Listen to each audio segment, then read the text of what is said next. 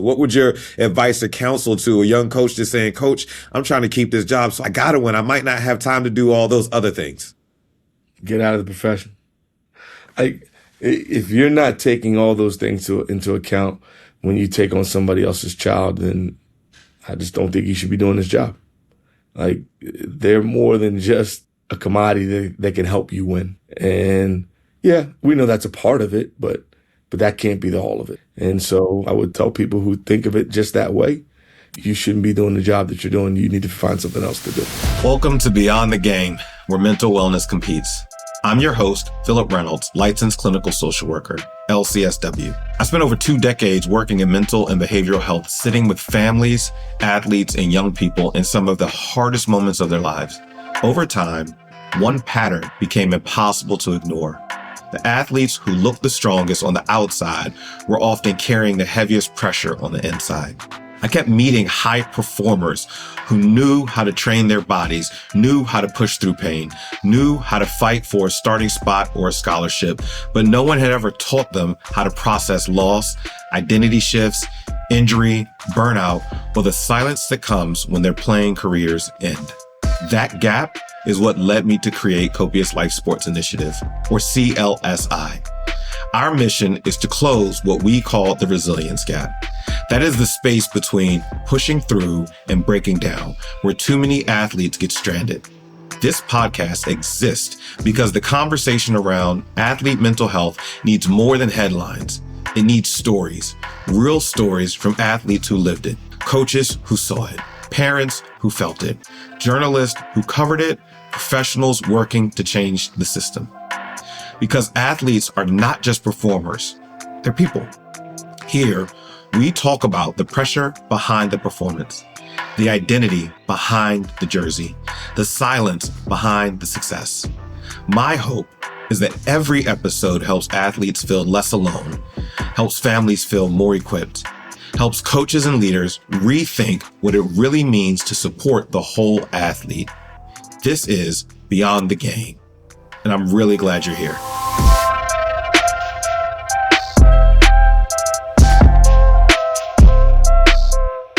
Welcome to this episode of CLSI's Beyond the Game podcast. We are excited to have with us Montverde's own Coach Steve Turner. I would go as far as to call him a friend. Steve and I have had plenty of conversations over the years, especially talking about athletes and mental health. We are excited to have him here today. Coach Steve Turner is one of the most respected leaders in high school basketball, known for not just building elite programs, but for developing people. Over a 21-year run as head coach of Gonzaga College High School in Washington, D.C., Coach Turner built a national powerhouse, compiling a remarkable 497 wins to 176 loss record in one of the most competitive leagues in the country. His teams consistently competed at the highest levels while producing Division I and professional talent, winning multiple WCAC and DC state championships along the way. His excellence has been recognized nationally, including Gatorade National Player of the Year and multiple regional and national Coach of the Year honors. Beyond Gonzaga, Turner has also made an impact on the international stage through USA Basketball, helping develop some of the top young players in the country and contributing to gold medal teams and elite development events like Nike Hoop Summit. Now leading Montverde Academy, one of the premier basketball programs in the world, he brings with him a philosophy that has defined his career: we over me. But what separates Coach Turner is not just wins and accolades, it is how he sees the athlete. In a culture driven by performance, pressure, and exposure, he has consistently emphasized identity, accountability, and mental and emotional development. He understands that the role of a coach goes far beyond the game. It is also about preparing young men for life, not just the next level. This conversation goes beyond basketball. It is about leadership, pressure, and what it really means to develop people in an environment where expectations are high and nothing is guaranteed. Coach Turner, man, we are excited to have you here today. Appreciate you being on. Welcome to the podcast, sir. Thank you. And thank you for your kind words. Excited to be on here with you. Yeah, absolutely. So you and I have talked about the whole athlete, right? And so we want to also make sure that we understand the whole coach. And so give me a little bit about Steve Turner, the man. Just tell me about that early life before you became a coach. Well, I was a coach in early life. As a youth, I spent my times at the Silver Spring Boys and Girls Club, and I always volunteered to help with the younger kids around the building. So I had younger brother and sister who were twins. And when they were playing, I was sitting on their benches helping coach their teams. I always like to say coaching was somewhere always in the DNA. Just didn't know that that was the field of work I was going to eventually end up going to. I think I was always a coach in all things. It didn't matter what it was. If we were in the neighborhood, I was probably the guy putting together the kickball game or putting together the wiffle ball game or getting teams divided up so we could play night tag. It didn't matter what it was. I kind of always saw myself as a guy who was leading the charge and kind of, putting things into place for us to all have a good time and enjoy each other's friendships and different things of that nature. But through the game, any game, I guess it was, baseball, basketball, soccer, football, whatever it was, we were doing in the streets. And at the Boys and Girls Club, I was kind of always in the forefront of putting teams together. Okay. Yeah. Natural leadership. So then I head on to college after high school. And during my high school time, I was helping my stepdad at that time coach AAU teams in the summer with the DC Blue Devils. And we built that team out of the Boys and Girls Club and then eventually grew it into an AAU organization. And so even being a high school student, I was coaching younger kids. And then when I went to college, every summer I would come home, I would continue coaching some of those teams. We were sending teams to back then what was the traditional AAU national tournaments. And then I just started seeing myself being involved in this coaching thing. My last year of college at Southern Connecticut, I spent time helping out the men's and women's basketball programs there in a capacity where I felt like I was a GA who hadn't graduated yet, but I was doing some of those duties within those programs, running camps with the girls team, practicing with them sometimes, talking to coach about plays and different people to get the ball to and all that stuff. And so I started feeling like basketball coaching could be in the call. I get out of college, trying to find a job, getting ready to have my first child, knowing I need to be able to provide and do different things. I'm still in the call of coaching. I get a call that says, "Hey, would you want to come to Pilate High School and be a JV coach and help out with the varsity?" Sure. Meet Mike Glick, one of the top 10, I think now, all-time winningest coaches at the state of Maryland. And he allows me to join his program. And his team had a couple kids who played for me through AAU over those years. And then the league was full of them. We had kids at DeMatha, we had kids at Gonzaga, Good Counsel. All the top teams had one or two of my guys playing on their program. From afar, I'm still saying, all right, I think this is something now I really want to do. Trying to find a regular job. That whole year, I spent the time as a substitute teacher. Mike goes to the school at the end of the year and tells him, "Hey, can we find him a full-time job? He needs, to be able to provide and support for his son." They wouldn't do it. Mm-hmm. And Mike was like, "We just showed you that every day there's been somebody out. Like, he's been here every single day. There's no way we can't find work for him." They just couldn't do it. I meet Keith Stevens, who's at the Newport School at that time, which now is no longer in existence. And Keith says, "Hey, come on over here. We can find something for you here." So I joined them and their staff. But my eyes were always still on the WCAC. I felt like it was the best conference in the country, and I wanted to be a part of that. So two kids who were playing on that same team with those kids that I talked about earlier kept saying, "Coach, come on over here and meet Coach Myers and Coach Whitaker. Man, you belong here at Gonzaga. You embody all the things that our school's about." So I'm fresh out of college, and I'm saying, how do these 16, 17-year-old kids know what I embody and how I fit into the school? Right. But I would spend every time, because our team in Newport, we had an independent schedule. So I would spend those Tuesdays and Friday nights in WCAC gyms watching games when we weren't going. And I end up interviewing and getting the job and becoming an assistant to Coach Myers. Spent 5 years at Gonzaga. He retires. I'm blessed with an opportunity to go after the job, and I end up getting it. 21 years as the head coach there. And that's how my whole coaching career got going. And then things happen at Gonzaga. I get a call that's down here, opportunity. I take a look at it, and I thought it was something that God called my way and said, hey, here's another place where you can continue to do what you do, impacting lives and helping young men use the game of basketball to get to some things that they're chasing. I took the leap of faith, and we're 1 year later, and here we are, a game away from being the national champions.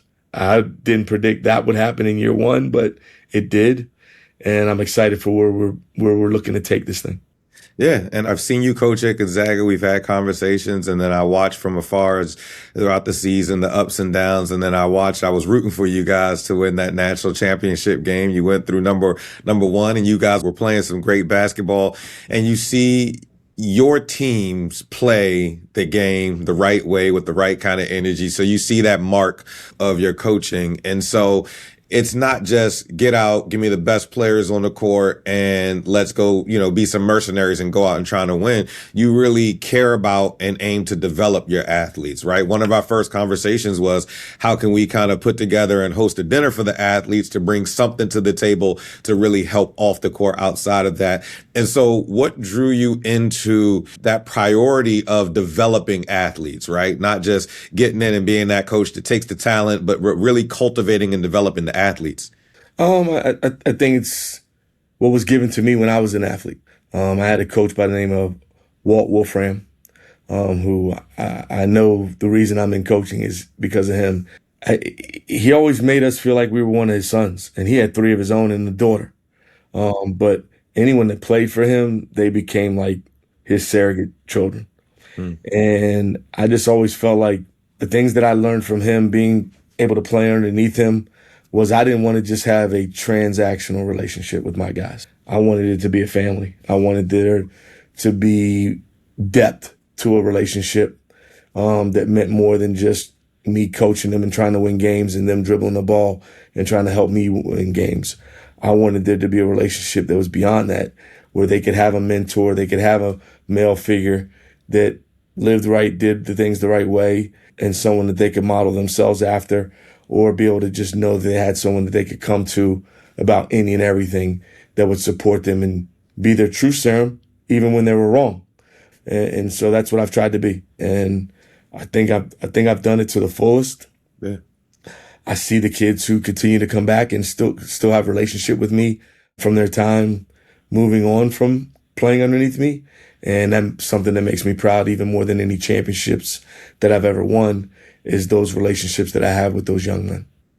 Yeah, I think what really stood out to me, I think my son was at one of you guys' summer camps a couple years ago, and you were talking to me about the guys that come in and the rowing coaches that sit outside of cuts for practice, trying to pick up those basketball players that don't make it. And I think it was a kid that transferred in. Maybe he was a junior.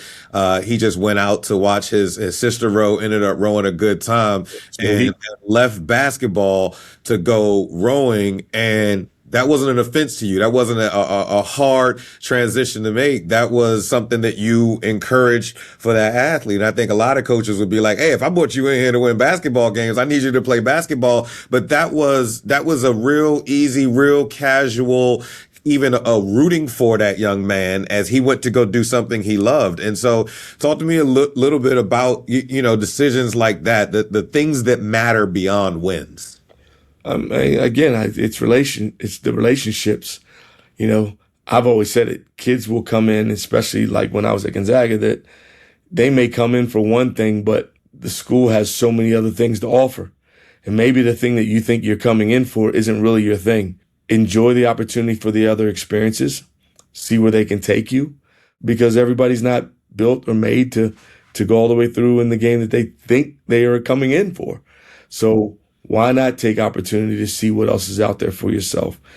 I would never want to hang my hat on that you had to come here because of me and this is the only thing you can do. No, make wherever you are, let that be the world and let that be your oyster. And let's see what pearl we can find out of it. And if it's not basketball, even though that's where you started, and you find rugby or you find crew or you find baseball, whatever it is, take advantage of the education piece first, because the school I was at and the school I'm currently at, they'll be around without basketball. Right. And your life will be something if you go and get those books taken care of and get that degree. So you may come here for one thing. If it's not what it's right, then I want to be able to help you find what is right so you can take advantage of the other part of being the whole. I always look at it as the whole. You're a student athlete, then let's be a student athlete. Be the best student you can be the best athlete you can be. And sometimes it may not be athletics. Maybe you're coming in and you end up being in theater, or you go in on being along in the band. Find your avenue so that you can have your why and be the best version of who you are because you're chasing your why for the right reasons.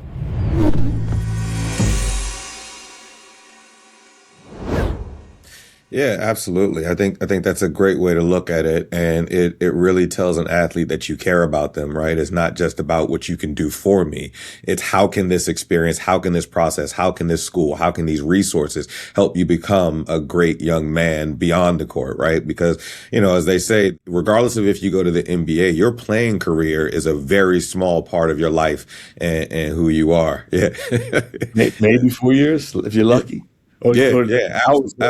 Hopefully you're there long enough to get the pension. Right.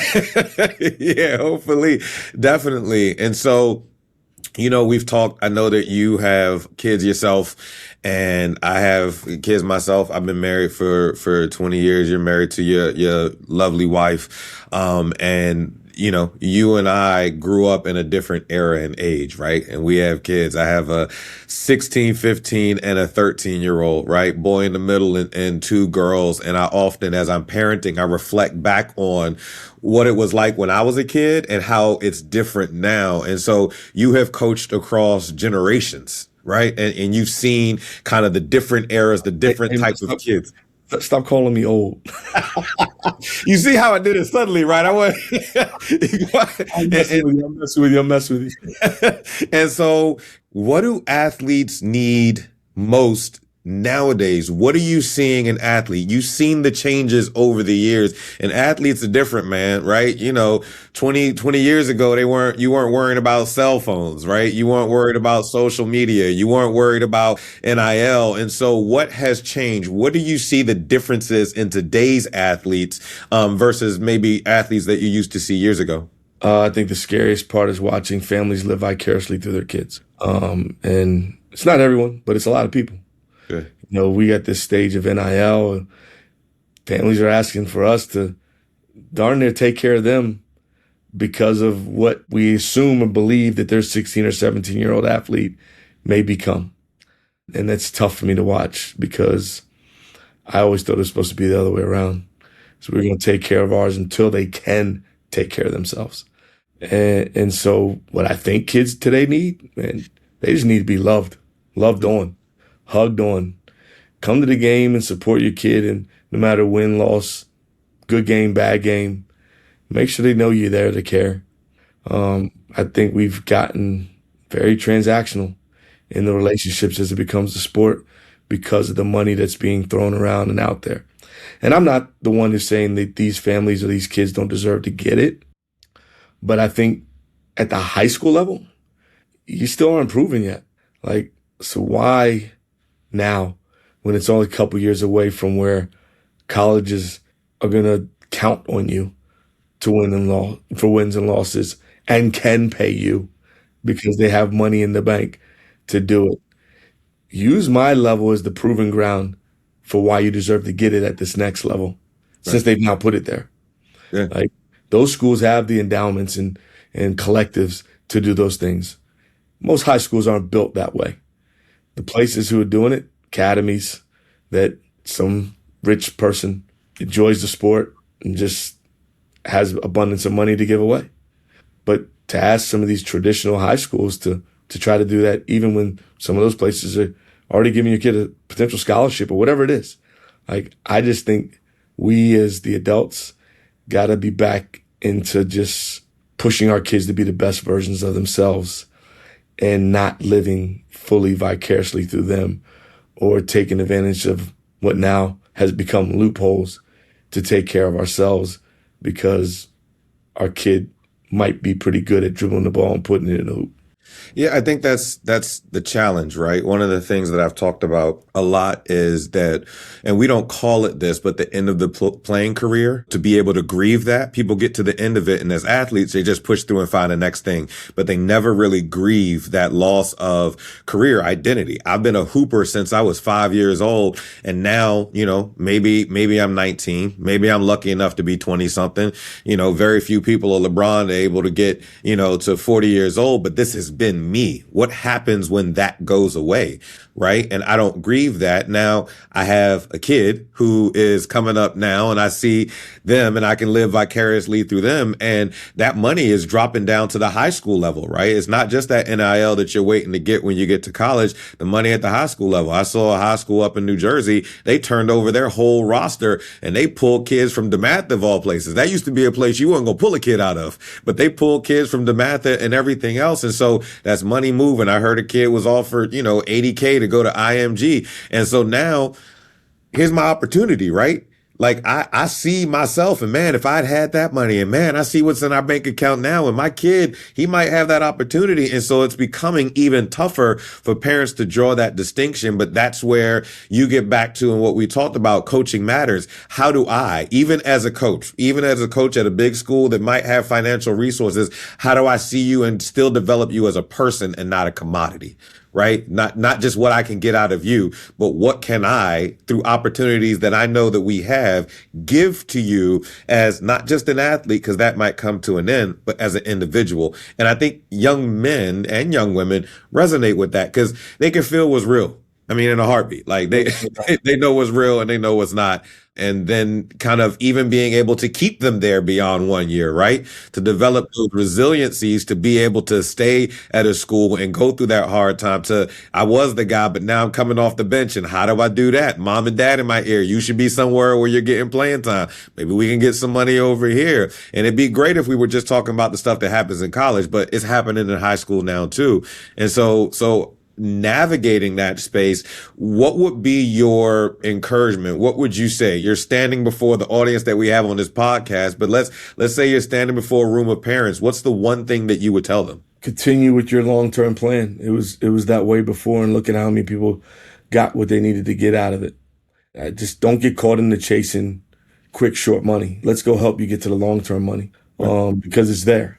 And just trust the process. Like, everyone's got to go through a process. We all have. No matter what we do in life, we had to go through a process. And to get the real money, we got to be able to be in a position to master it. I think our kids are falling under this pressure that at 15, 16, 17 years old, they now believe they got to take care of the family. It's too early. They're not even fully developed and finished growing and finished maturing in a way that they can even really understand what that means. Right. So I think we just have to be careful of that. I'm not saying it's wrong or that you shouldn't be able to do it. I just think we got to do it the right way. And I don't know that it's always being done the right way. Yeah. And so what you're speaking to is some of the pressure that gets put on these kids. So, I've seen the pressure of just being on the court. My oldest, my baby girl, she does flag football now. She's done basketball as well. The middle, he's all basketball all day long, but he did some football and wrestling too. And my youngest, she does basketball now. And I see the pressure just to go out and perform well in a game, right? Maybe it's league play, maybe it's pickup. It gets back to what you and I talk about offline is my fear of the mental health. Mm-hmm. Mental health is it's hitting the world all over the place in so many different avenues.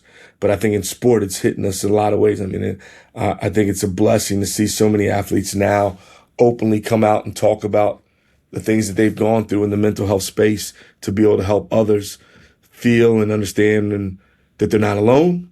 And also understand what are some things that they can do to prevent that or certainly help with that. Right. It's something I'm an advocate of hugely. I've seen it. I've felt it in my own home. Mm-hmm. I've felt it even as an adult in my own life, is just trying to make sure we are in a space and in a place where mentally and physically we can fend for ourselves and not have to feel so much of that pressure and that burden weighing us down that we don't get to be or have that opportunity to become fully the best version of ourselves we can be. I think you start seeing so many kids crashing and burning, thinking that this is all on me, and they're not ready for that burden. Yeah. I think it's a great conversation, the mental health conversation. You've talked about how it's impacted you. You've talked about how it's impacted your boys. I talked to your son, Christian. He talked about kind of how he navigated and dealt with it. I've seen my kids deal with it. We know family members that have dealt with it. We've seen it on TV and media sometimes, some of those athletes that are struggling with stuff. Most recently, we had Paul George that got suspended for taking some medication to help with his mental health. You're seeing it in athletes. It's in locker rooms. It is all over the place. And so the scary thing about that is that even though it's so prevalent, it still hides in the shadows.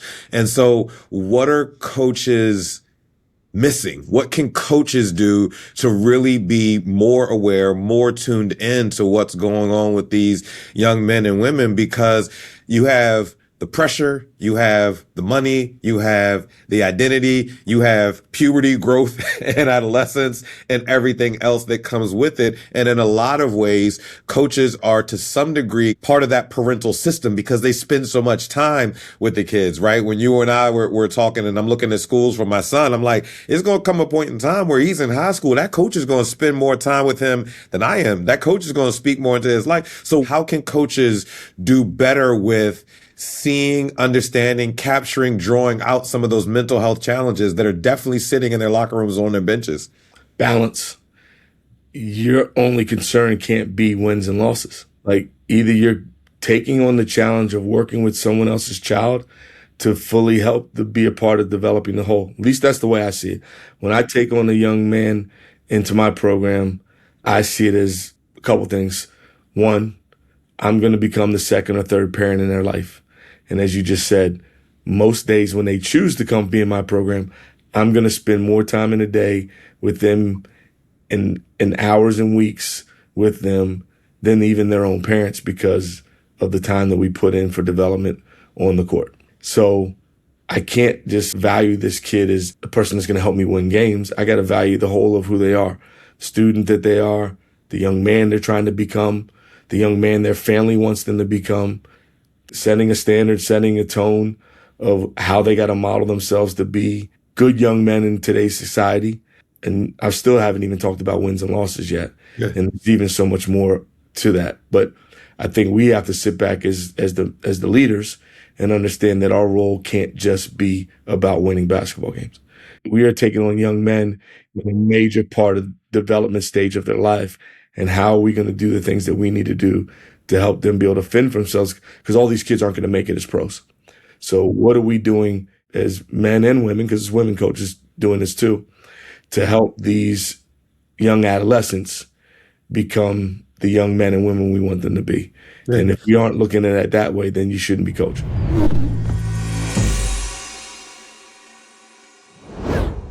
I had a DB coach at one of the top football schools in the country I had a conversation with, and we talked about mental health and what we're doing. And he was like, all of this is good. All of this is great. But me having a job next season is contingent on the wins and losses. So I don't have time to really get into all this other stuff. I need these kids to perform so I can keep my job. And when you have the money that's in sports now, there's that pressure, right? You have D2, D3 schools that are getting players picked off every year after they develop them. So I might not get 4 years with a kid. I might get less time with that. And I still have to worry about me and what I'm dealing with. And my response to that has been, well, that means even more so that you need to be focused on mental health, because you can't get into the middle of a season and a kid crashes out, or you can't get into the middle of the season and with suicide being the number 2 cause of death of NCAA athletes, how is that going to impact your program if that happens mid-season and mid-game? So as much as you think I can't afford it because I need to win to keep my job, it could be even more costly. And we're talking about the lives of athletes here. So what would your advice or counsel to a young coach just saying, Coach, I'm trying to keep this job, so I got to win. I might not have time to do all those other things. Get out of the profession. If you're not taking all those things into account when you take on somebody else's child, then I just don't think you should be doing this job. Like, they're more than just a commodity that can help you win. And yeah, we know that's a part of it, but but that can't be the all of it. And so I would tell people who think of it just that way, you shouldn't be doing the job that you're doing. You need to find something else to do. Yeah. Our role as mentors and leadership figures has to be more about the kid's whole than it is just about hooping. Yeah. And I think, part of that requires, we talked about kind of you in the off season, how you take your time for yourself and you take the time for family. You get away to a nice island with the missus. I think coaches, as much as players, need to be developed as whole people too. No doubt. And sometimes they get lost into just being the coach and doing the things and pushing and driving and going from one to the next. But as much as we talk to our athletes about being whole people, seeing that whole person, we need to have those same conversations with coaches and assistant coaches too, that they need to cultivate other parts of their identity as well, as much as athletes. Oh, no doubt at all. You gotta reboot. Hey, we got back 2 days later. I was on the golf course. Yeah.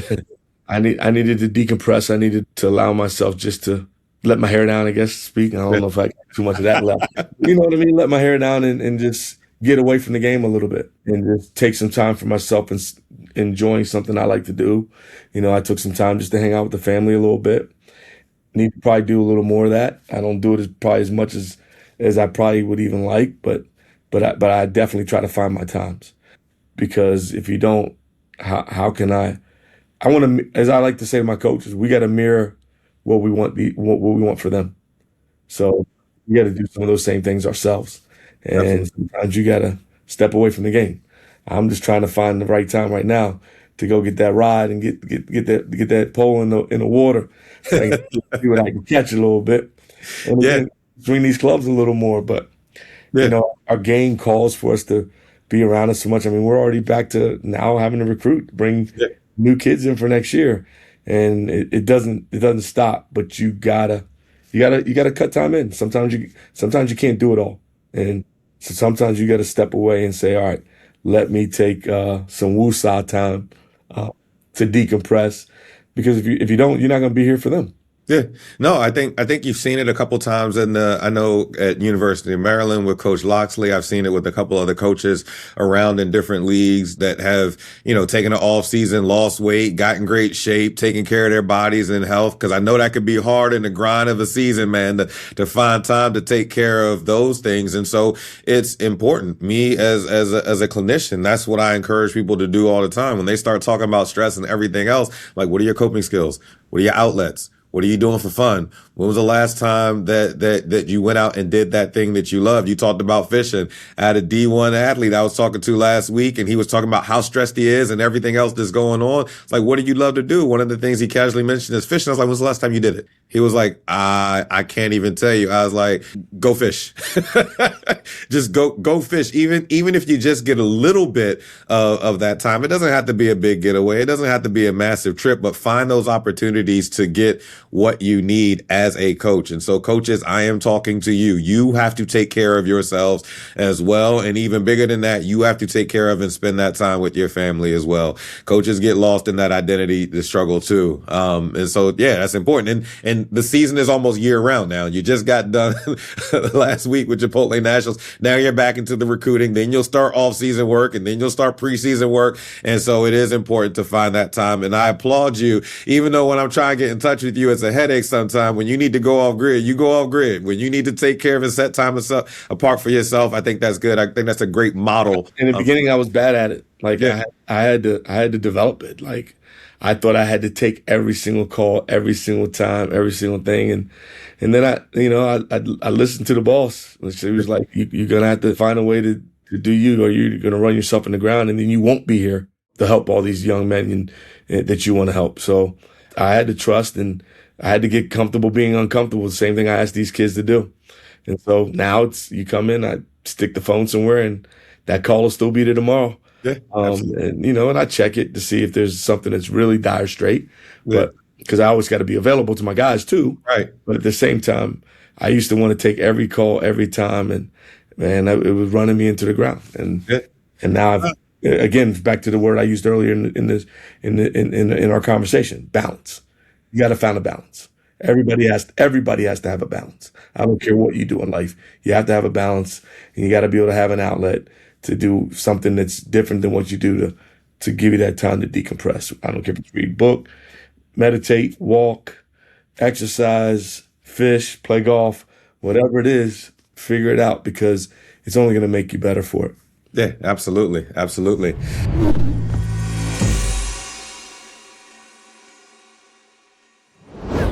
What conversations are actually happening in the locker room? What conversations should be happening in the locker room amongst the players, right? What conversations can coaches help to initiate in those locker rooms so that these players are having these conversations, having these safe spaces, creating an environment where an athlete can come to you and say, hey, I'm struggling with my mental health. I'm feeling depressed. I'm feeling down. Or come to a teammate and say, hey, I'm not in a good place. Kind of what do those conversations look like? What do they need to look like? I think they got to start before they get to the locker room. I think those are conversations in the coach's office with the coach and the other coaches and putting these guys in a safe haven that they know there's a place that they can trust. I think the ones that happen in the locker room only come over time because kids today aren't able to just talk their talk when it comes to real life stuff out of fear of being judged. So I think it's so important for us as the heads of the ship to give them a space and make them see that there's a space where they have someone to come to. I think eventually their relationships that they grow over time with their teammates, those will also be places where they can bring that to the locker room. But I think before it even gets to the locker room, it's got to be the space in the coach's office where the door's open, where they know they can come to a person who they can trust and count on.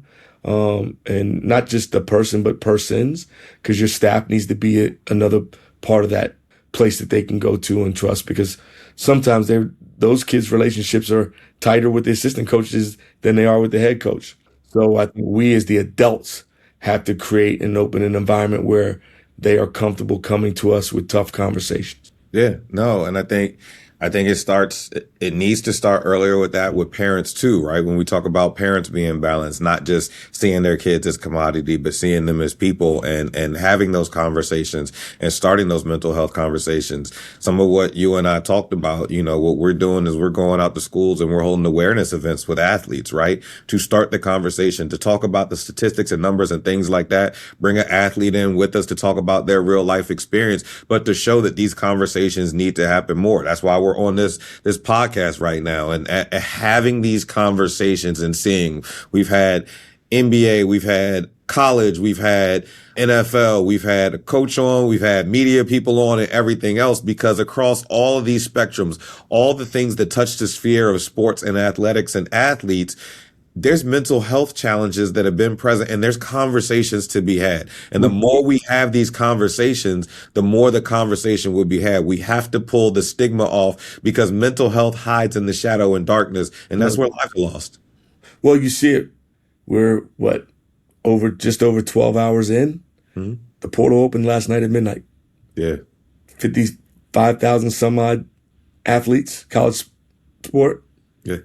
3,100 plus already in the portal right now for basketball. Yeah. You're not going to tell me that I'm going to lowball it, but it's probably low. You're not going to tell me half of those kids aren't going through some type of mental health stuff. Oh, yeah. Absolutely. Having to figure out now, do I get out of the portal? Am I going to get the right place? Do I get enough money where I can help my family? Do I do this? Do I do that? There are questions that some of these young men can't even answer, and they don't even have anybody to go to and talk about with it because they think they owe so many people to get to the right place or get to the right money so they can fend for others. And that's tough. Yeah. So, and that's just the interim place where they are now. Right. When the musical chair stops and they don't have a seat to sit in, they don't have the next school to go to. And they can't go back to the other school. Now what do we do? There's going to be thousands that don't get it. They're going to be out of sport, out of school, out of an opportunity to get a degree. That's a problem. That's a major problem. Yeah, Because the degree is ultimately the long-term money and opportunity. It's not the MBA, it's not the NIL, everything else. To be able to put food on my table for years to come is really getting that degree and getting the education that you don't have to pay for. There's so many people have to pay, tuition and get into debt over. You get to have it for free. And that's right. That's the athlete part, that student and athlete have to both be important, because if it's just athlete, what happens when that career comes up to them? You might be in trouble. Yeah. Yeah. And then you got to go back and pay for a college that you could have had for free. Right. Yeah.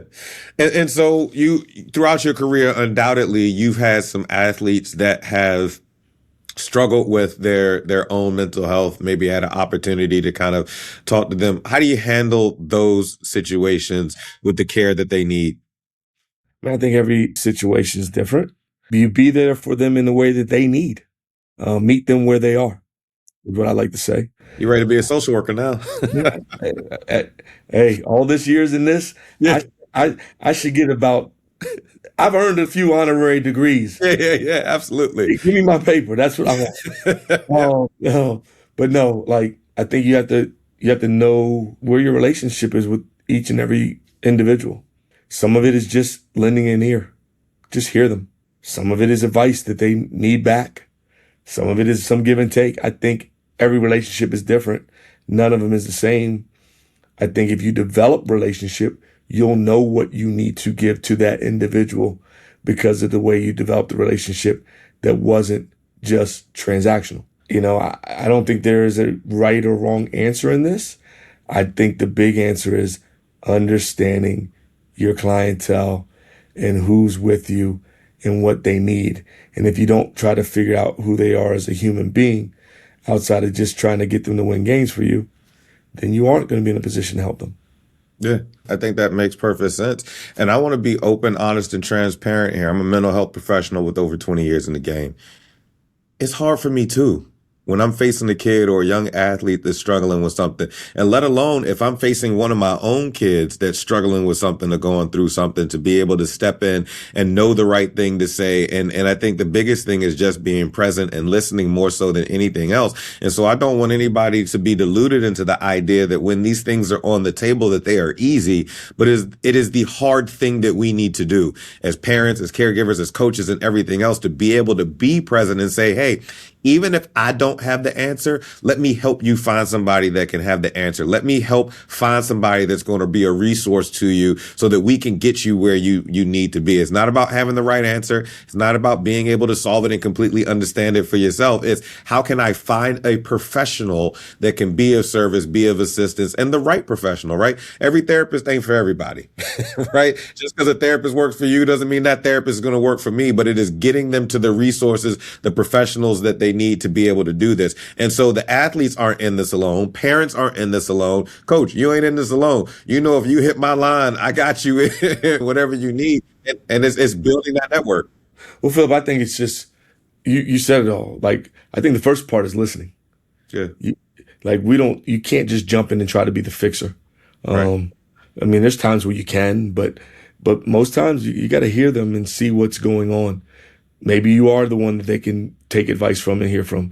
But if you're not, being able to get them comfortable enough so that we can get them professional help is the most important thing. And again, like I always say, meeting them where they are so that we understand what's going on, so that we can best advise to putting them in position to get the help that they need. And continuing to educate ourselves. Yeah. I say it all the time. Every year I'm learning. If I'm not learning, then I don't need to be in this. Yeah. I know I don't know everything that there is, but if I'm not putting myself in position to learn, then I'm doing all of the kids that I'm trying to help an injustice. Yeah, no, I think that's a great segue into kind of your own growth. Kind of what has coaching taught you about yourself? How have you evolved over the years? What would Coach Turner day one at Gonzaga think of Coach Turner where he is now years later at Montverde? What kind of how have you grown and evolved as a coach yourself? Being able to put myself in position to trust those around me. In the beginning, I always thought I had to do everything. Learning how to delegate and learning how that if you got people that are with you, you got to trust their skills just as much as you trust your own. I guess for me as a black man in the business, we don't always get all the same opportunities. So I always felt like if the ship was going to go down, it was going to go down because of me. And I had to learn quickly to take advantage of all the resources around me, and allow those folks that I said, hey, I want them with me, to also shine in their role. And sometimes that is taking your hands and taking a leap of faith and trust that they can get the job done. And then when they don't, try to show them how to get it done right. Try to continue to be that resource to them so they grow. And then that way, if we're all growing, the only people that are going to get the benefit of it all is those kids that we say we're going to put in our hands to help. And so young Steve would have said, dang, I wish I had learned this quicker. But you got to go through it to get to it. And I wouldn't change the way that it happened for me to get to where I am in any way. Because part of growing is learning. And the only way you grow is through learning. So I felt like I have learned and I continue to learn. And that's why I'm able to continue to do the things that I do and be able to help the people that I want to help. Yeah. Well, I mean, one of the best things that we can do for ourselves is be a student of our struggle. Right? We can go through it. We can have a hard day and we could just, man, woe is me and what happened to me back there, and become a victim of our struggle with being a student of our struggle. How can I learn from it? How can I take this to help the next person out? What am I experiencing that I now need to, as a coach, give back to my players and help them understand? What angle am I seeing this? And it's a constant learning. That's what life is. It's a constant learning opportunity. And so, Coach, I'm most excited, kind of genuine relationship, just talking father to father, coach to coach. I mean, I can't even call myself a coach compared to the coaching that you've done. And so kind of as we come to the end of this episode, is an opportunity for you that has a great voice in the world of sports and the game of basketball, especially at the high school level. I want to give you an opportunity to just talk about mental health and give a message out there to the parents, coaches, and athletes that are listening to this about mental health, because as we have more voices speaking into that gap, your voice is going to resonate with so many people that maybe my voice won't. But I'm going to give you the platform to kind of really give you a message about mental health, sir. If I was giving a message to the parents, I'm going to speak to them first, because I think they're the most important piece to this whole puzzle as it becomes to our student athletes. Be careful being the burden that is being laid that's going to set off the mental health piece in your child's life. It is our job to be there to be supporters of them. We certainly want to push them to be the best version of themselves they can be, but we have to also be mindful and careful that some of what we want for them sometimes might be the burden. And we got to be careful in that space to know that, and our biggest job is to love on them, get them to understand that we care and we're excited for everything that goes their way, good, bad, and indifferent. And then we're here to support any and all that they do. But we've got to be mindful and careful that we don't end up being the cost of their mental health issues. Yeah. I just feel like we have to continue to be the adults in these situations and not pushing them to be adults too quick. Yeah. If that makes sense. Yeah. No, and I think adding to that is also not removing or avoiding struggle for your kids. No doubt. That's the piece of it so it's not just putting that pressure on them, it's making it easy for them so it's not hard, so they don't have to grow through those challenges. No doubt, but I think we've got to stop avoiding the challenges. Yeah. We've all gotten to where we are because someone allowed us to fall down and get back up. Yeah. We can't keep trying to avoid those pitfalls, because those pitfalls are what made us who we are. And we've got to allow our kids to have some adversity, not try to fix it before it happens.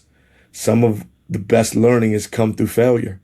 We've got to allow our kids to fail sometimes and not try to fix everything before it happens and then even try to fix it when it happens. Sometimes we got to step back a little bit and let them figure a couple things out for themselves, but also be there to be that balance that can help them solve it together so that they can fall down and get back up. Yeah, absolutely. How about for athletes? Believe in yourselves, trust in yourselves. Know that you are going to have some pitfalls and failures. The only way you're going to grow is to have that happen. If it's all perfect, bad things are coming. Mm-hmm. As I like to say, give me substance over sexy. Mm-hmm. Sexy has gotten too many people in trouble, and in so many different ways, whether it's kids who are running street game, quick money, fast money, looks good, fast cars, flashy jewelries. Next thing you know, you're locked up for years because you got caught doing something you shouldn't have been doing. I talk it to the men in the world. I'm speaking to y'all now. You got a good woman at home. Stop chasing the girl that looks sexy down the street. Stay with where you are, because substance is way better than sexy. Sexy has gotten too many people in trouble. And I think just man, be the best version of who you can be in your world. Don't be a comparer. Comparison is the biggest thief of joy. Allow your race to be your race. Allow yourself to stay in your lane, and trust and respect the process. Absolutely. And finally, to your brothers in arms on the sidelines, what would you say to coaches? Don't stop learning. Don't think you got all the answers to everything. And when you don't be afraid to go ask and find and seek out people who got the answers for you. It doesn't make you weak. Weak is not being man enough or woman enough to go seek help when you need help. Treat your program like you treat your house. I know everybody that I'm talking to isn't a plumber, isn't an electrician. If those things are broken in your house, you're going to find somebody to fix it. Go find somebody to fix it. Stop trying to do the work of something that you aren't ready, prepared to do, unless you can go master it yourself and figure it out. We are all in the same game. We're not reinventing the wheel. Take advantage of those around you who do it well, and don't be afraid to ask for help.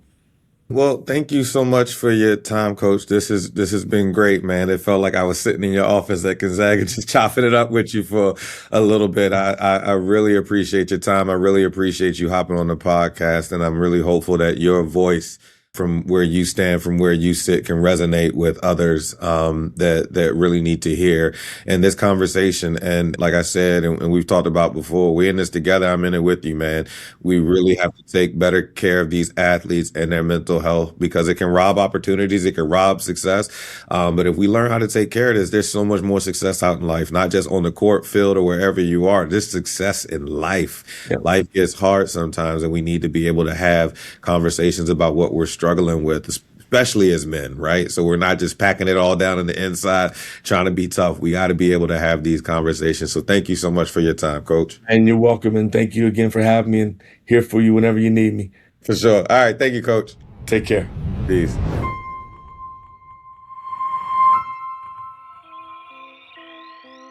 Usually we'd have some takeaways, but Coach Turner did a fantastic job taking over the podcast and knocking out the takeaways for us.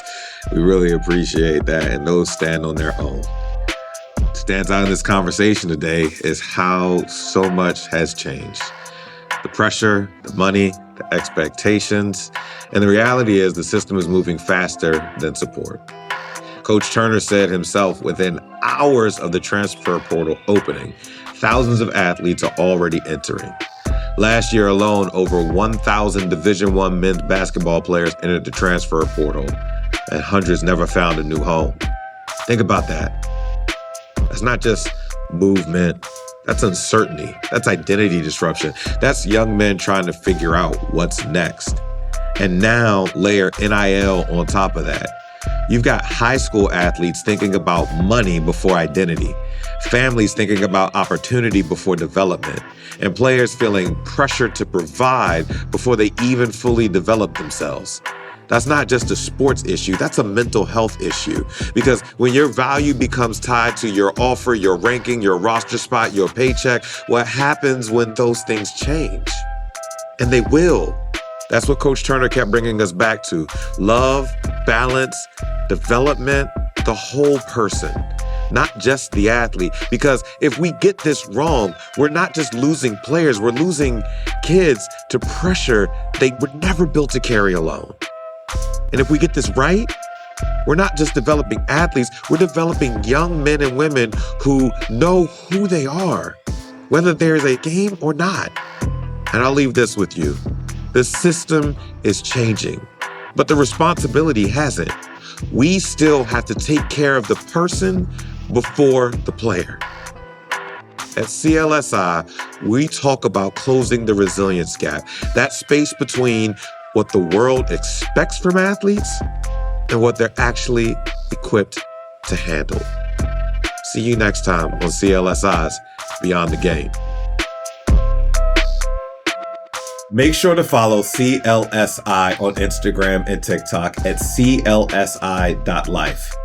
Share this episode. Engage with the movement. Together, we can close the resilience gap.